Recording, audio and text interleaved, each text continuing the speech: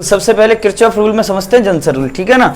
Kirchhoff ने दो rule दिए थे और दोनों रूलों में से सबसे पहला है जंसन रूल, जैसे संधि का नाम भी कहते हैं। संधि उसे कहते हैं जहाँ पे मिलती हैं चीजें आके, जैसे लोग मिलने हो, जैसे जंक्शन रेलवे जंक्शन होते हैं, है ना, जहाँ पे चीज आके मिलती हैं। इसने ये कहा था कि algebraical sum of all current at any junction, उनका जो एल्जेब्रिकल सम होता है विल बी जीरो, मतलब किसी जंक्शन पर मिलने वाले सभी करंटों का एल्जेब्रिकल सम, मतलब किसी संधि पर मिलने वाली सभी धाराओं का बीजगणितीय योग शून्य होता है, एल्जेब्रिकल सम जीरो होता है। आप ऐसे जान लीजिए कि junction rule sigma I equal to क्या होता है, ये जीरो होता है ना। कहीं पर जितने भी करंट मिल रहे हो उनका सभी का सिग्मा ले लो, वो क्या होता है, जीरो होता है। जनरली इसको ऐसे समझने की कोशिश करते हैं, कैसे कि अब आप एक एग्जांपल से बात को समझ लीजिए, पूरा गेम समझ में आ जाएगा तुम्हें।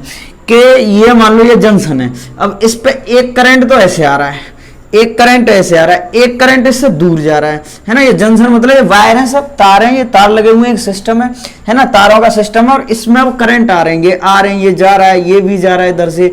इसका नाम I1 रख लेता हूँ, इसका नाम I2 रख लेता हूँ, इसका नाम I3 रख लेता हूँ, इसका नाम I4 और इसका नाम I5, ठीक है ना। अब मैं इन करंटों के बारे में ऐसे रख लेता हूँ। इसको जनरली समझने के लिए आप इस लाइन का इस्तेमाल करें कि out going current equal to incoming current, outgoing current equal to incoming current. या आप ऐसे करना, ऐसे जान लेना कि जाने वाली धारा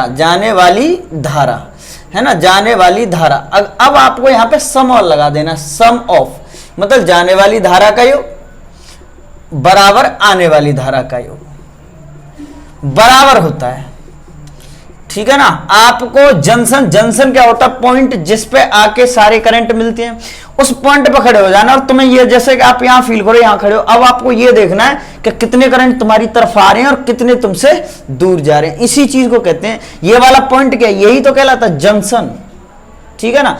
अब आपको ये ध्यान में देना है कि आपको ये चीज ध्यान में रखनी है कि कितने करंट तुम्हारी तरफ आ रहे हैं और कितने तुमसे दूर जा रहे हैं। इसको कहते हैं जंक्शन रूल, है ना। और इसको शॉर्ट में ऐसे लिख दिया जाए, सम ऑफ आउटगोइंग करंट या इनकम में आगे लिख सकते हो, और इक्वल टू इनकमिंग करंट, मतलब आने वाले जितने भी करंट होते हैं जाने वाले करंटों के इक्वल होते हैं। ये रूल हमें ये बताता है। अब जैसे ही तुम जंक्शन पे खड़े हो जाओगे, सुनना इस बात को, जैसे ही तुम लोग जंक्शन पे खड़े हो जाओगे, ओहो हमारी जिंदगी, हाँ, तो आप जंक्शन पे खड़े हो जाओ, चेक करो कि तुम्हारी तरफ कितने करंट आ रहे हैं। यहां पे देखिए आपकी तरफ ऐसे दो करंट आ रहे हैं और आपसे दूर कितने जा रहे हैं, ये वाले। तो ये आउटगोइंग कौन कौन है, जो तुम्हारी तरफ से दूर जा रहे हैं उनका सम करो, ये I3, ये I4, ये I5, ये आउटगोइंग। और इनकमिंग कितनी है, I1 और I2। तो आउटगोइंग इक्वल टू इनकमिंग, समझ रहे हो, मतलब आउटगोइंग करंटों को जोड़ लो और इनकमिंग को जोड़ लो। किसी भी जंक्शन पे यहां खड़े होकर फील करो, देखो तुम्हारी तरफ कितने आ रही है, दोनों आ रहे हैं। तुमसे दूर कितने जा रही हैं, ये तीनों जा रहे हैं, है ना। Incoming current equal to outgoing current, ये इसका रूल होता है। मतलब ये कहता है रूल कि algebraical sum of all current at any junction will be zero, किसी जंक्शन पर मिलने वाली सभी धाराओं का बीजगणितीय योग शून्य होता है ना। अच्छा, इसमें एक न्यूमेरिकल कर लेते हैं, तुम बात समझ में आ जाएगी। एक एग्जांपल से और समझने की कोशिश करते हैं, ठीक है। अब आप ऐसे जान लो, ठीक। अब ये दो जंक्शन है, ठीक है। अब यहां पर एक रेजिस्टेंस है, यहां पे भी एक रेजिस्टेंस है, और यहां पे भी एक रेजिस्टेंस है। अब इसमें तो करंट आ रहा है 3 एम्पियर, है ना, इधर भी करंट आ रहा है 5 एम्पियर, इधर से करंट आ रहा है और इधर से करंट दूर जा रहा है कितना, वो बताना है तुम लोगों को, ठीक है ना। और इधर से इधर भी करंट जा ही रहा है, इधर से कितना 2 एम्पियर, है ना, ऐसा कोई सिस्टम बना हुआ है। अब यहां पे भी एक रेजिस्टेंस है, ऐसे कह लो ये एक रेजिस्टेंस है। अब यहां पर आ जाइए, इधर से इधर करंट आ रहा है कितना 7 एम्पियर, इधर से करंट, ये रेजिस्टेंस है, इधर भी करंट जा रहा है कितना 3 एम्पियर, और इधर भी आ रहा है कितना, लेट कर लीजिए ये। अब आप लोगों को ये भी फाइंड करना है कि कितना करंट इसकी तरफ आ रहा है। अब तुम्हें इस क्वेश्चन को सॉल्व करना है।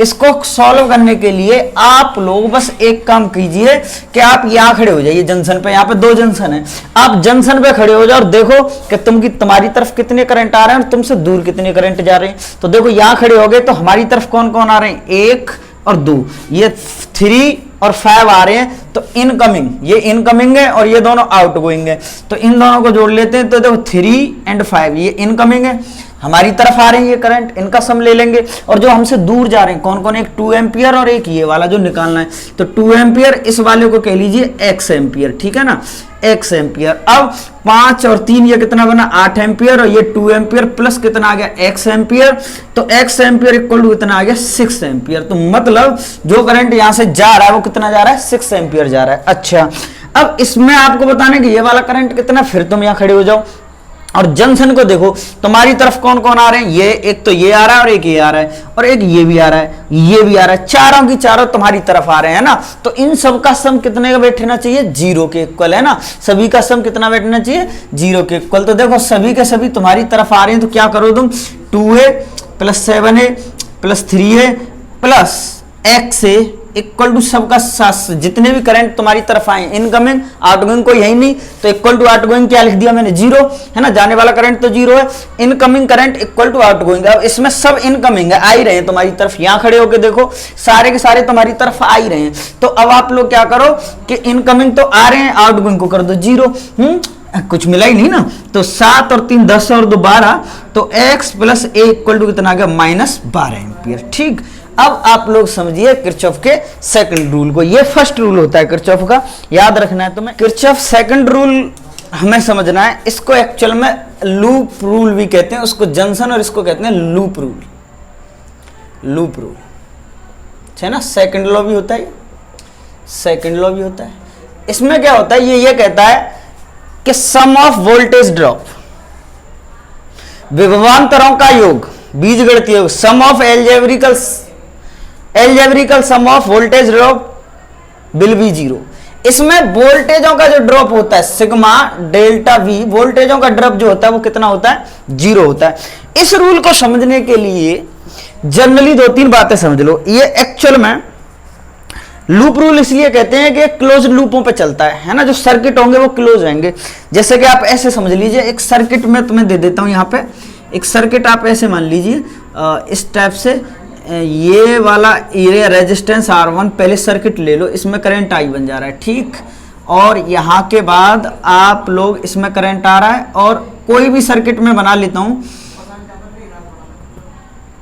और यहाँ पे सेकंड रेजिस्टेंस R2 ले लीजिए, करंट इसमें I2 ले लीजिए, है ना।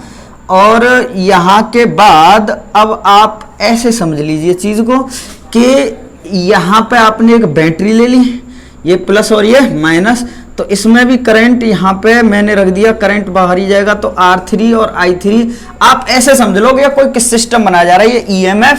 और यहाँ के बाद मैंने ऐसे बोल दिया कि इस जगह पे रेजिस्टेंस 4 और इसमें इधर की तरफ करंट आ रहा है I4, है ना। और ये वाला P, Q, R और S, ठीक है ना। ये हमने एक क्लोज सर्किट ले लिया। इसमें हमें समझना है कि लूप रूल, किरचॉफ का सेकंड रूल कैसे काम करता है। तो सुनिए, इसके लिए 2 बातें सुन लीजिए कि आप वोल्टेज ड्रॉप क्या होना चाहिए, सभी वोल्टेज ड्रॉपों का सम क्या होना चाहिए, 0 होना चाहिए। इसमें 2-3 बातें हैं जो मोस्टली कंफ्यूज करती हैं, वो ये हैं कि आप इस क्लोज लूप में कैसे भी चलो, जैसे कि मैं चलूं PQRSP, इसको सॉल्व करने के लिए, चाहे कोई कहेगा जी मैं तो QRSPQ चलूंगा, अब जैसे चाहो, जैसे कि मैं इधर से चल रहा हूं तो यूं इस टाइप से चलूंगा, ऐसे सॉल्व करता हुआ, ओके, है ना। P से Q की तरफ, Q से R की तरफ, ऐसे जो मन आए जहां से आए चल दो। 2-3 चीजें याद रखो। पहली चीज तो ये याद रखो कि जब भी तुम चल रहे हो सर्किट को सॉल्व करने के लिए और तुम्हें मिली बैटरी, रास्ते में क्या मिली, बैटरी, अगर आप ऐसे जा रहे हो तो बैटरी, ये प्लस और ये माइनस, ये बैटरी होती है, तो इसका जिधर तुम चल रहे हो उसी की डायरेक्शन में जो एंड का टर्मिनल है, उस एंड का टर्मिनल है, वोल्टेज ई लोगे, एंड का टर्मिनल कौन सा रहा है, तो नेगेटिव सिंबल इस्तेमाल करो। अगर तुम इसी में अपोजिट दिशा में चलते हो तो एंड का टर्मिनल कौन है, पॉजिटिव, तो पॉजिटिव इस्तेमाल करो।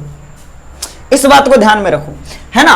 अब और दूसरी चीज इसमें तुम ये याद रखो कि अगर हम रेजिस्टेंस, भाई रेजिस्टेंस और करंट हमारे साथ होना चाहिए, क्योंकि करंट और रेजिस्टेंस का प्रोडक्ट ही तो पोटेंशियल बनता है, मतलब इन दोनों का गुणनफल ही तो विभव बनता है, और हमें पोटेंशियल ड्रॉप ही क्या करना है, 0 करना है। अब आप ये याद रखो कि जिस डायरेक्शन में तुम्हारा करंट है उसी डायरेक्शन में चल रहे हो तो नेगेटिव लो, ठीक है ना।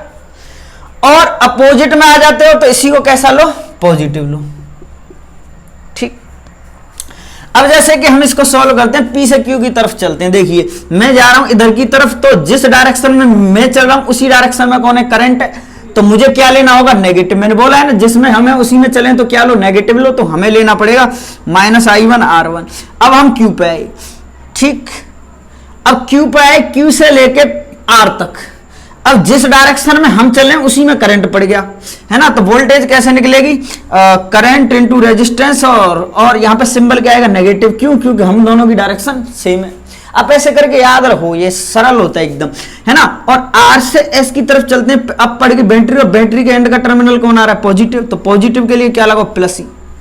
अब जिस डायरेक्शन में करंट है उसी डायरेक्शन में हमें, तो करंट और रेजिस्टेंस का प्रोडक्ट कितना होगा, I3 और R3, है ना। और प्रोडक्ट लेते ही पोटेंशियल बनेगा।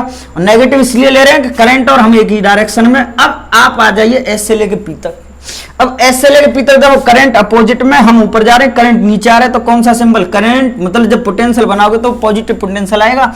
तो आएगा I4 और R4, और जहां से चले थे तो वहीं आगे इक्वल में क्या लगा दो, 0। ये सारे के सारे मैंने ये I1R1, ये I2R2, सॉरी I1 नहीं, I2R2, ये I3R3, ये सब क्या, ये सब पोटेंशियल तो है। तो इनका सभी का सम कितना ले लिया, 0। ये नेगेटिव तो बस डायरेक्शन की वजह से आ जाता है कि डायरेक्शन इसमें अपोजिट ली जाती है। हाँ, ये याद रखना कि आपको कभी पोटेंशियल ड्रॉप पूछ सकता है कि P से Q के बीच में विभवांतर क्या होगा, है ना। तो वो होगा Vp minus I1R1 equal to VQ के इक्वल होगा। मतलब P और Q के बीच में जो विभवांतर होगा, आप इसको इधर भेज दीजिए, इसको इधर भेज दीजिए, Vp माइनस के VQ इक्वल टू क्या होगा, I1 एंड R1। तो ये एक सिंपल से एक्सप्लेनेशन है किरचॉफ रूल की। आगे की वीडियो हम देखते हैं बाद में।